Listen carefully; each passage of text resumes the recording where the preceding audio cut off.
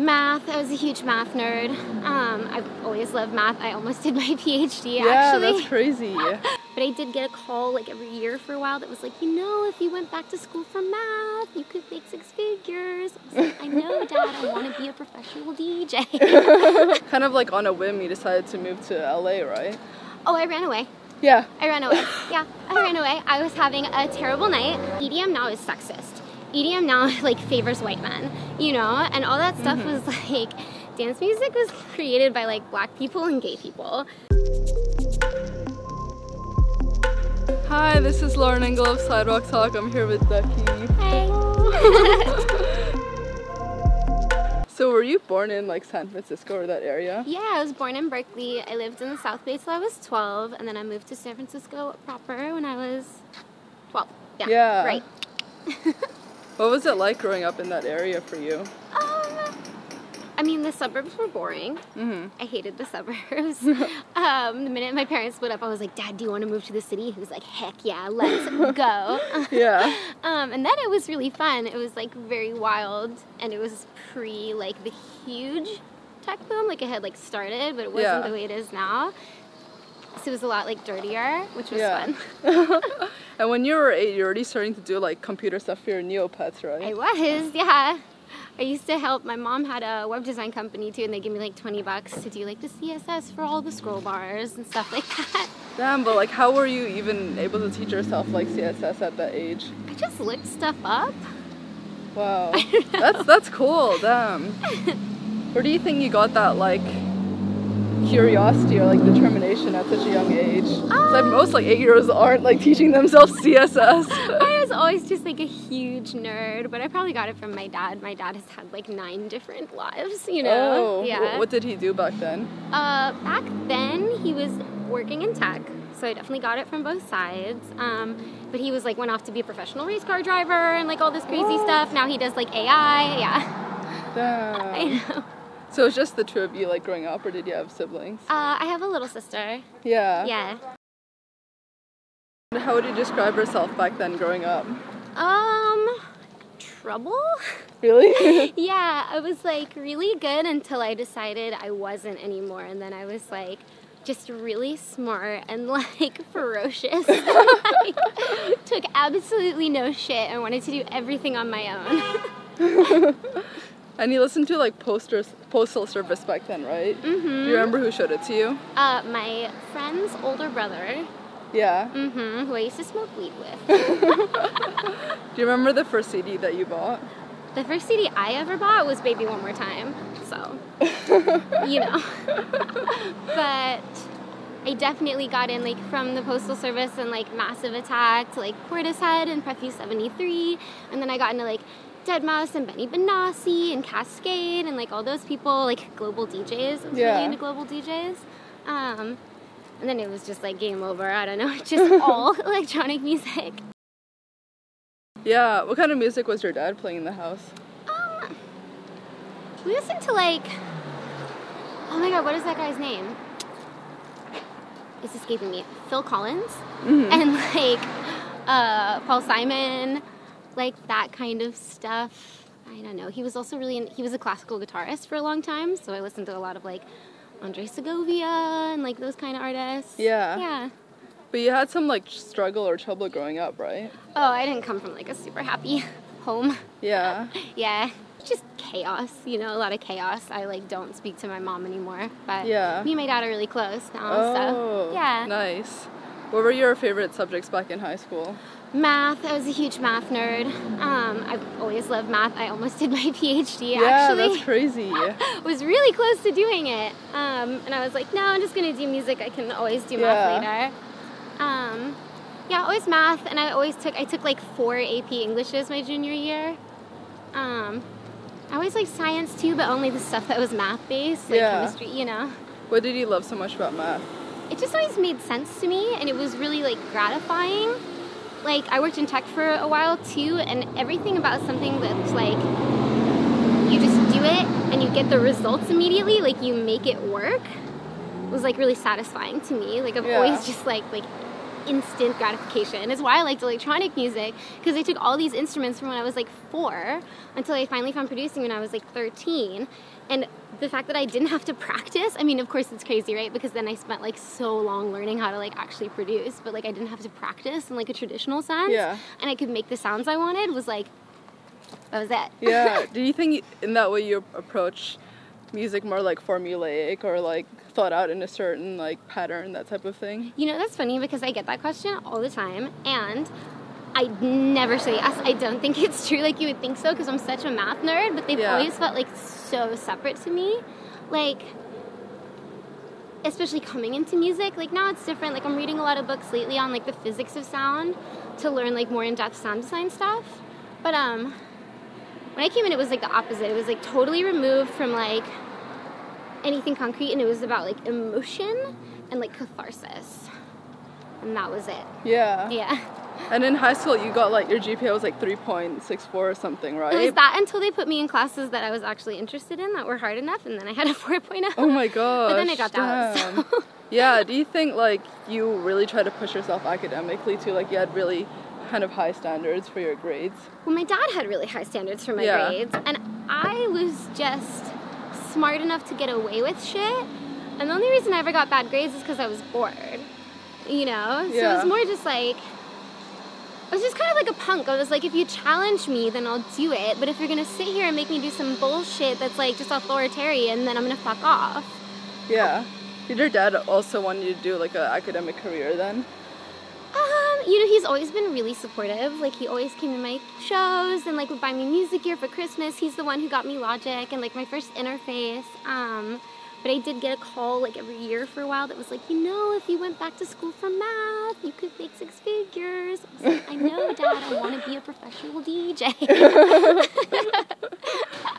But no, he's really supportive. Yeah. And you had some like music kind of like production stuff in high school, right? That like allowed you to like develop it, like some projects. Yeah, I actually started producing under the name Ducky when I was 13. I like charted on MySpace in middle school. Yeah, you were like a MySpace star, right? Yeah, I was like playing local middle schools and high schools and like house parties and stuff. And then I started DJing also in high school. I had a fake ID. And I was kind of working as like a personal assistant for this resident DJ at a club in Soma in San Francisco. And I would like get the glow sticks or like work the guest list and like pretend I was 21. Yeah. And then they would let me DJ the side room. What did your dad think of all that at such a young age? Super, super cool about it. Like, he would like, he was really cool. That's sick. I know, my dad is the best. He would like come occasionally and be like, oh yeah, we just live nearby. We wanted to check out what she's doing, you know, like totally not rat me out. Like, very cool. But then, like in high school, you had like troubles fitting in and stuff, right? That's why you started to like approach that like more rave.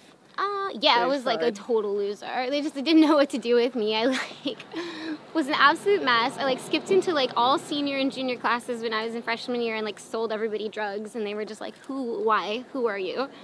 And I was like, I don't know, dude, I'm depressed. Like, don't worry about me. But wouldn't schools be so obsessed with you if you were able to like get such good grades? You would think so, but actually it was like a crazy drama with my school.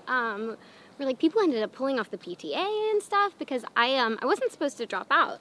I was supposed to graduate early. And then I applied to college when I must have been 16 then, and my school called my colleges and said, hey, she's not graduating. And then they didn't tell me until NYU called back and was like, oh yeah, that's cool, she can get her GED. And then they were like, oh hey, you're not graduating, but NYU said you can get your GED if you want to come. And I was like, what do you mean I'm not graduating? Like, rewind. Yeah. And I was really fortunate to like get into the exact program I wanted for music at NYU, and they were so cool, you know, and whatever, but it totally could have ruined my life. So it was like a really big You know what why didn't they let you graduate? Well, I was the first person at that school to ever skip out of classes. And San Francisco like private school culture is very competitive because there's a lot of money there, and then the public school system is like very broken. And so I think they thought it was like a bad look, and I think they wanted the extra year of tuition. Oh. But it was really bizarre, you know, because I was like finished with their math program and their science program. Like I didn't have anything else to do. And I was like, I offered to take classes at Stanford and like just stay as a senior, and they were like, no, we can't verify like the quality of those courses. I was like, dog, it's Stanford. Oh my god. So I don't know, man. Yeah, it was kind of a hippie school though, right? It used to be a hippie school. It's very like, it's more of a prep school now. Oh, so it changed like while the time you were there? I think it had been kind of changing, and I don't know. You know, I mean, I get it. I was like, I reeked of weed all the time. Whatever. I was like tough, but it was a genuine failure on their part. You know what I mean? Like all I wanted to do was like study. Yeah. I was just a nerd. Can you describe the early rave things that you went to when you were younger? Oh yeah, man. There was like Skills and Spun Day were like the big like crews, and I used to go to like proper underground rave stuff where you would like get a flyer and have to go to like, I don't even know, like Alameda or something, and meet in like a Safeway parking lot, and then you get picked up in a bus where like the windows are blacked out, and just like hope they're not gonna murder you, you know, and you're with like 20 other ravers in like this tiny dark bus being like, please don't kill me, okay, and then you show up and it's like a boys and girls club, but there's like a 4-room rave. Oh my god. Yeah, it was amazing. I used to go to a place called the Gingerbread House a lot, which was like a very cool, very cutty, like unpermitted spot. And I used to fly down to LA actually a lot for Massives, which is like before they were called festivals, they were called Massives, you know? Yeah. So I went to like the EDCs that were at the Coliseum, and I went to Together as One, like Monster Massive, all that stuff. Yeah. And your name, what year was it that you made your name? Do you remember? As Ducky? Yeah. I kind of had it when I was 13. Yeah. And then I was DJing under the name Fidget for like 2 seconons, and I went back to Ducky. Like at some point I was like, this is dumb. Yeah. It was from like your dad's friend at the zoo or something, right? Yeah. So the short version is that I stole a duck. That's like the condensed version. How did it even like come to that? Well, my dad had a friend who like co-ran the San Francisco Zoo, so I used to get to go like kind of behind the scenes. And I don't remember like the specifics of this. Like I remember like little pieces. Like I remember getting to go and like feed a rhino once, you know. But I guess I showed up one day with a duck, and they were like, "What?" And I was like, "This is mine." They're like, "No." How did it even like run? Like what? Unclear. Unclear. You don't really remember it? I don't know. Oh my god. But I got the name, so. Yeah. Why did you decide to study music at NYU and then minor in math? Or maybe not the other way around. No, that's the way it was. Yeah. I did, so the program I went to was called the Clive Davis Institute, and it was supposed to be, it's really an interesting program. It was very cool. It was like music mogul training was, I think, how they were like thinking about it. So you did this like ultra well-rounded like history, criticism, business, production, engineering, like everything, and then you could kind of narrow down your track in your second year. And I really wasn't even planning on going to college, actually. I thought, like, my plan, genuinely, when I was 17 and dropping out of high school, was that I was going to move to Tahoe with my high school boyfriend and become a snowboarding instructor. I had, like, sponsorship offers for snowboarding. Oh, you were super competitive then. I did Big Mountain, and, like, not that many chicks did Big Mountain, like, cliff drops and shit. Wow. Yeah, and Is this something you did, like, growing up with your dad, or? It was more like me and my sister, and, like, we had a family friend who was, like, very serious about it, so he'd take us. And then in high school, I, like, had a timeshare with the condo and stuff, so I could just go up to Tahoe all the time. Yeah. And that was, like, legitimately my plan. I was like, I'm just going to take a year, get certified, teach people how to snowboard, and just, like, do whatever. Damn. Yeah. Do you still do it now, snowboarding? I haven't been for a long time. Yeah. I really want to go back. Oh. Yeah. And then my parents were like, you're 17, we have custody over you, you're going to apply to college. And I was like, whatever. And so I just looked at what I thought would be cool, and I found that program at NYU, and I was like, oh, this would be cool. I, like, love producing music, so whatever. And I kind of applied on a whim. Like, I turned in I took one SAT round because it was already late, and I turned them in late. Like, it really was not. Damn, you have to go to high score then. Yeah. Did not study, stayed up all night before. I don't know. School's always been like. But that makes sense because you're good at like math and English, so. It was just like your strongest subjects all there in one test, SAT, yeah. You know, like for whatever reason, like it's always come naturally to me. Yeah. Yeah, so I really did it like very last minute, kind of like, I guess we'll see. And then I ended up getting into 2 of the 4 schools I applied to, which is pretty amazing considering I didn't graduate. And then I couldn't defer that program at NYU, so I just went. Yeah. Yeah. I was like, okay, this is the new plan. Looking back, do you think that the stuff you learned in music really helped you now? You know, it's interesting because I think that, and I loved that program. I had such a good time, and the teachers are amazing, and I did learn so much. Mm-hmm. But I think that with any liberal arts program, you inherently get a lot of bullshit because you're taking something creative like art, right? Yeah. And then you have to fit it into like a format that gets accredited, you know? Yeah. So it's all the same like structure, and there's no way that's ever gonna happen without just like some filler. Yeah. So there was a lot of it that I was kind of like, I don't need this. I thought some of the like business stuff was a little bit antiquated because I just think that for the past like however many years the like shape of the industry has been changing so fast. Mm-hmm. It's very hard to like keep up with that in a curriculum. Yeah. And they were really geared towards like pop. So I think there's a lot of stuff maybe in terms of like using the internet and like smaller labels, and especially anything with electronic music was kind of like not the focus. Maybe that's stuff I kind of learned on my own, but like for production and engineering, especially engineering fundamentals, it was like amazing. Like I can run like a big board and track like a big band to tape, and a lot of those concepts apply to electronic music, like EQ, compression, like all the engineering stuff has been like really helpful. Mm-hmm. And was it like a conscious decision that you wanted to go to the East Coast, like away from the West Coast? I mean, I definitely wanted to get out. Yeah. I was like, I love San Francisco, but it was like very sleepy in terms of like my age group. Like everyone was kind of like a stoner or like a raver and just doing a lot of ecstasy, and like I loved that, but I also had this like crazy neurotic hyper like work ethic. And I just wanted to like work all the time. Yeah. So New York was like a really good place for that. Where was your music at that point when you were at NYU? Like, where were you putting stuff out and like getting some traction? It was interesting. So like I think part of the reason I got into NYU or something that definitely helped was like I had been releasing music consistently just on my own with like God, what was like the pre-TuneCore one? There was another service like CD Baby, I think. Like putting stuff out with CD Baby, and like I was playing shows like pretty regularly, and I got an award from San Francisco as like a creative entrepreneur. How did you even get that? Or do you know? Someone must have like. No, they asked me to score something for them for their like small business week or something. So I scored a commercial and I'm in it. It's hilarious. I think it's somewhere on the internet still. I like take my big headphones off and I'm like, I'm an entrepreneur. Oh my god, someone's gonna find it in the comments. Someone finds it. It's embarrassing and great. And yeah, I got some like I got some award from the city for like doing that. I don't know. Yeah. So I was like really like doing my thing already. And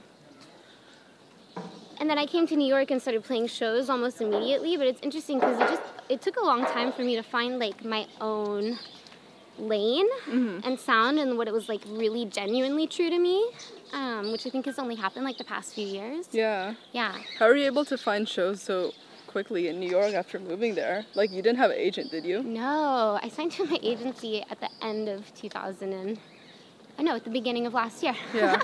Damn. Yeah. Wait, no, the end of last year. I don't even know. The end of last year. Yeah. There we go. I don't know. I just like hit places up. Oh, so I you had like a little events? press kit and so you just went straight to them and then you were like, I'm a DJ, like get me. Yeah, well I was actually doing a live performance at the time. I was like singing and triggering stuff with MIDI, and I had dancers. I ended up having a drummer. Like I was doing like an indie pop thing. Yeah. Yeah, so I do like proper like shows, and then once I got booked like at a couple of them, and they just started coming, you know. Yeah, how were you able to figure out that whole like live performance with like dancers aspect? Just like trial and error, honestly. Yeah. I got really lucky to meet this amazing dancer. Her name is Beck Hartkey. She's still a professional dancer. She's like unreal. And she was like, I mean, she's still like my girl. Like, I love her to death. She still lives in New York. I miss her very much. But she was just like got me in terms of like what I was looking for like a performance with dancers and stuff. So she'd do like all the choreography, and she's just like amazing. Yeah. Yeah. Oh, that's so cool. Yeah, she helped a lot. Kind of like on a whim, you decided to move to LA, right? Oh, I ran away. Yeah. I ran away. Yeah, I ran away. I was having a terrible night, and it was like 5 a.m, and I was like, I looked around, and I was like, I don't have to be here. This is just when leave. you were still in NYU? I was not at NYU. I had graduated. I did NYU in 3 years, so I was out by the time I was 20. Damn. Yeah. So I kind of popped out the other side and like spent a few years kind of just like trying to figure out my life. Oh, so you're just like living in New York? Yeah, and I was like playing, and I was getting to tour and stuff. Like I got to like play a couple of international shows and play a bunch of big college shows. Oh, wow.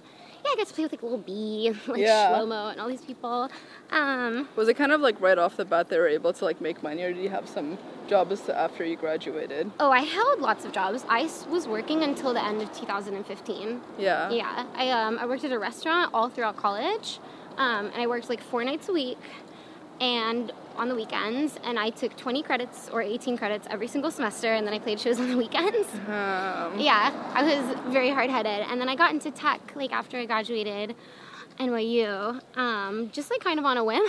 What kind of tech stuff? Like coding, right? Yeah, like first like web development and then some software stuff. For like a company that you went in every day, or was it freelance? Yeah, so I worked as like a contractor, so I could work remotely. And then when I actually ran away to LA, I started going in like once a month because it was in San Diego. Oh, was that kind of like a part of your decision to move here because of that company? No, I literally was just like, I gotta be out. I ended up flying to San Francisco actually, and texting my dad from the plane Wi-Fi. Yeah, so I booked my flight for like 8 a.m. It was like 5 a.m. and I was like, I hate this, let's go. Got my dog, grabbed like my running shoes and my laptop and like nothing else. Damn. Yeah, and texted my dad from the plane Wi-Fi. I was like, hey, I'm landing at 1, can you pick me up? He was like, what? Yes, I guess, okay. And so I stayed at my dad's house for like 3 days, and then I came down to LA to party for New Year's because I just thought that's what I was gonna do. And one of my best friends was like, I actually have a room open for January, do you wanna just take it? I was like, yes. Oh my gosh. So I told my friends in New York who I lived with, I was like, just sell my stuff, send me what you need, I'll split the profits with you, and like, that's it. Damn. What was the specific turning point in New York that made you like have such a intense desire to leave? It was like a lot of stuff, honestly. It had been kind of like a downhill period of my life for like a few months, and then I had some like kind of messed up stuff happen to me, and that's like very personal. But and it all kind of culminated in me just being like, I don't have to do this. Yeah. You know, and I'm so glad because I came to LA and it's just like everything started to get better. Yeah. Yeah. Was that the time that you were already doing nightcore, or was that already like in? I mean, it's okay. So like nightcore wasn't ever really like my thing. You know what I mean? Like it was something that I played around with, and I loved this scene, but I never really like took any ownership of it or like felt necessarily like it was like my style. To me, it was more like just part of my experimentation with like rave tools and stuff like that, was like speeding things up. But in terms of like, I didn't want to like distance myself from nightcore because I love it, but I also don't ever want to be like a figurehead for it because I think it's like so far, especially from what I'm doing now, you know. I just thought it was like fun and cool, you know. Yeah. Just sped up some bass house tracks, basically. I was like, okay, great. And then was it like soon after that you were able to like connect with like Nest HQ to start like who were supporting your early like stuff that you moved out here with? Yeah, it was I spent about 8 months in LA, maybe 7 before anything really kind of clicked. Kind of just like sad in my house doing crossword puzzles, like kind of recuperating from New York. And then I had a couple of like, I think my first technical label release was with this label Be Yourself Division, which ended up like not being label and like stealing all of the money from it. Oh wow. Yeah, but then I think through that, like Nest HQ heard about me and they brought me in. So that was like that, I consider it my first label release. Because they're like, the shit, Legit, you know? Yeah. And how did the Quack House records come about? It's just, we just wanted to be able, like me and my management and like just my whole team, we just wanted to be able to do like my vision without answering to anyone else. So we were like, let's just get a distribution deal and like start this thing, you know? Like it wasn't ever like, I do have like a vision for it long term, and like I know like I want to sign artists and like build them, but right now it's just about like me being able to express myself and my art like freely. Yeah. When was that it started? Which year? This year. Oh, like just beginning recently. Of the year, Oh, yeah. damn, nice. How about club aerobics? I love club aerobics. I have left club aerobics, but they are my girls, and I will support them to the day I die. Yeah. They are amazing, and everyone should go check their stuff out. I started club aerobics with Suspect Bitch and Bianca Oblivion, and like it's amazing, and they continue to do this. Like basically what we saw is like a deficit of like playable dance music, like for the underground scene, like kind of like club tracks, because all of the like club outlets at the time had moved towards this more like artistic, inaccessible vibe, you know? Oh, yeah. And we were all like touring DJs, and we were like, I want shit to play out, man. Like, so that's the idea. It was like a one-stop shop, you know, for like dance floor tracks, like proper club tracks, no genres, but like underground club. Yeah. And so that's it. And then, you know, since I've like started like Quack House Records, and I haven't really been doing, I've kind of left the like underground in a certain sense. Is there a reason why? I just always like loved EDM. I've always loved EDM. Like I like believe in EDM, and I see where EDM like lacks right now, you know, but like that's like my genre, when EDM was like Deadmau5 in his white mouse hat, like spinning in a side room right before Pendulum, you know, or like Ben and Benassi for like 100,000 people, but it was like art. Where you know? Where do you think EDM lacks now? I think that it's at a turning point, really. It's like, I think that it's kind of gone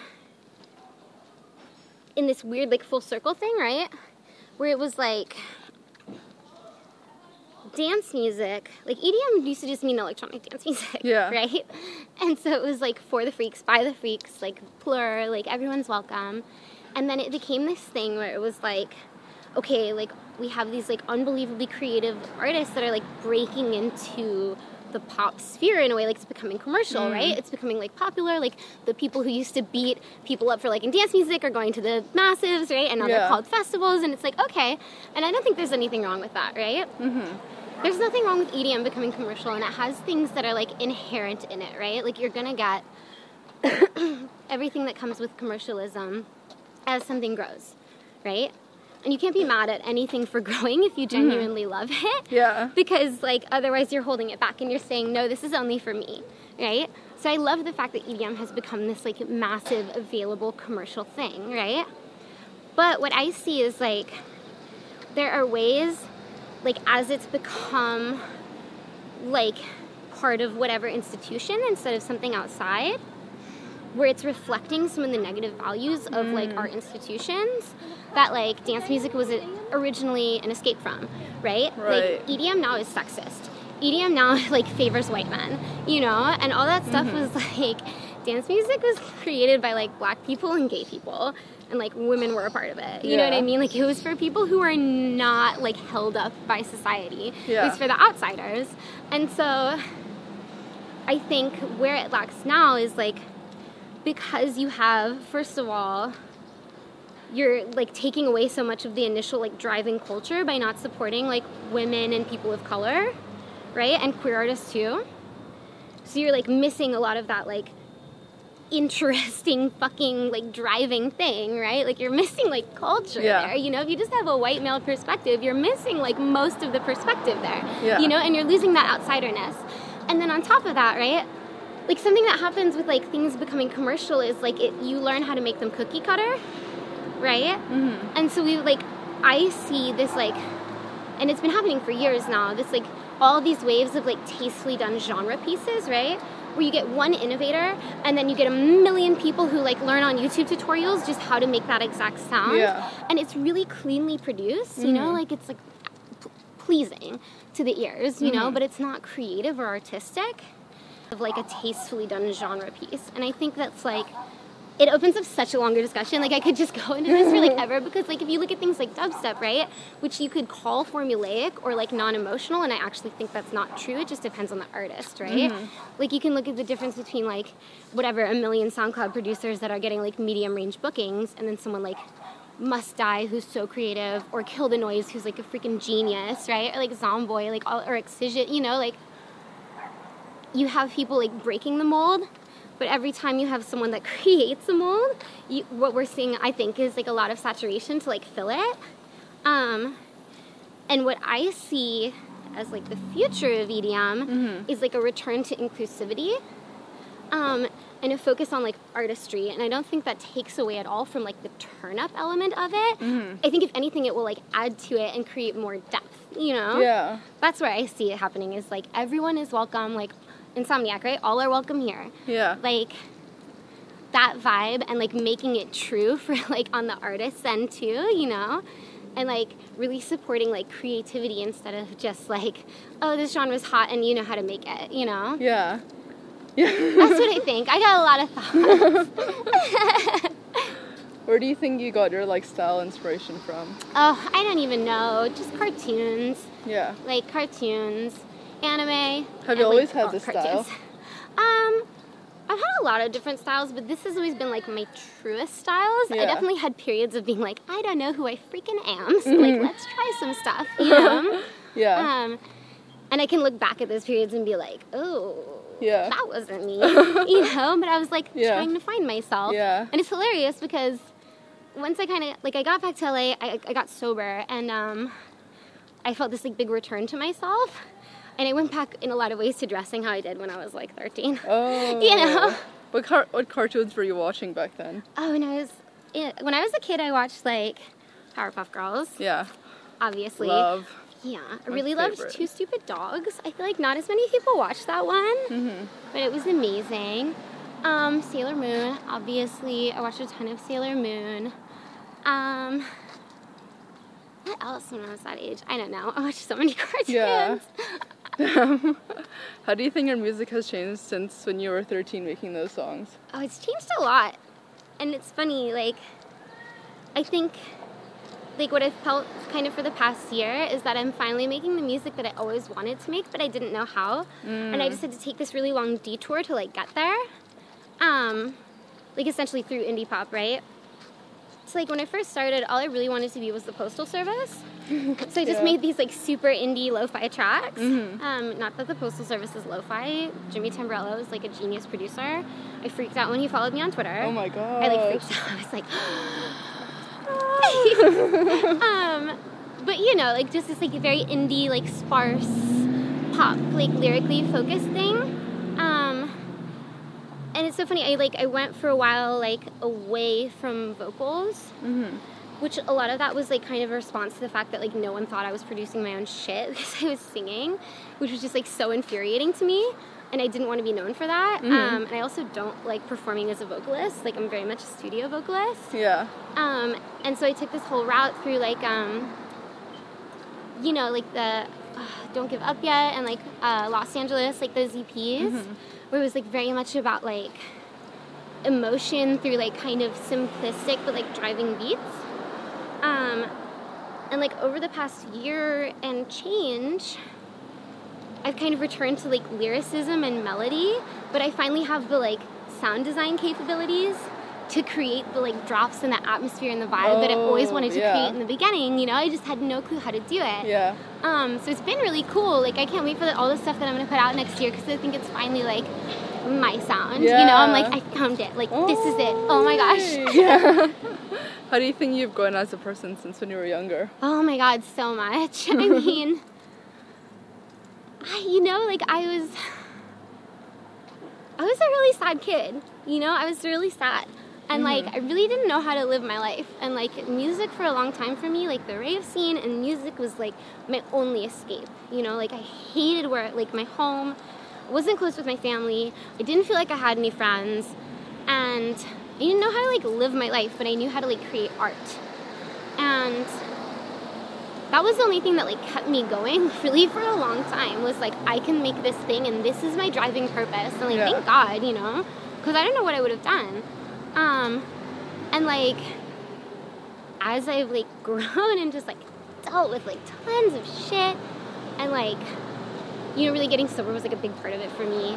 And kind of like rebuilding relationships with my family, and like doing a lot of therapy, like, you know, just like growth, like in every really aspect of my life. Like, I've become like a genuinely happy person. Oh, you I love that. Yeah. Which is huge. I never thought I would be. Like, really, if you asked me when I was 13, I would be miserable forever. Damn. Like, I know I would have said that, and I'm so happy now, and it's amazing because like, oh, and medication. Like, I'm bipolar, just so everyone knows. And I like to talk about it. I think it's something that should be talked about more with like creativity, because a big fear for me with like going on medication was that I was going to lose my art. You know? That like I had to be damaged to like create good art, you know, or I had to be in pain to create good art. And like, what I've come to find is like, first of all, no one escapes pain. It doesn't matter if you're medicated or not. Like, bad shit's gonna happen to you, so you'll have plenty of like material, it's fine. And beyond that, like, actually like finding the stability of like getting on medication that made me not want to fucking kill myself or go manic, you know, was like so freeing for my art, because instead of like creating from this like possessed place of pain, I was able to like genuinely find what I actually wanted to make. And like, I have the freedom to like read a book about sound design and like take my time, you know, and instead of like just being catharsis, I get to think about now like the experience that I want to create for people, like when they're listening, you know what I mean? Yeah. Instead of like, I have to get this out, which like sometimes it is. Sometimes it totally is, but a lot of the time now it's like, what do I want them to hear, and what do I want them to feel? Like, I think about my live sets a lot now as like emotional curation, you know, like what journey am I taking you on? And like, I get to create that now, and that's like freedom that comes from me, from emotional stability, you know, like just take a step back and like engage with it in a totally new way. Yeah. Last question. Yes. What do you want to be remembered for? Oh man, I mean, my art, I hope, but like also I just want to help people. Like, I think one of the biggest things, like I don't even know how to describe it, like when I put out Don't Give Up Yet, I got so many emails from people like telling me how it like helped them through situations, and that was like a really important EP for me. That was like as I was starting to go on medication for bipolar disorder. Yeah. And that was a long process. Like, it was not easy. It took me a year and a half to find my combination, going on and off of medication. Did you always know that you were bipolar? No, I just like did a lot of drugs to cope. You know, I was like, everything's terrible. Someone probably should have caught that sooner. I don't know. But yeah, I don't know, like I hope that like not just for like creating good art, but for the effect that it has on people, and like letting them know that they're not alone through like every situation, because I feel like I've been through a lot, you know, and I hope I get to make it easier for someone else. Yeah, I love it. Oh my God, this is amazing. Thank you so much. This is awesome. Thank you. Bye, guys.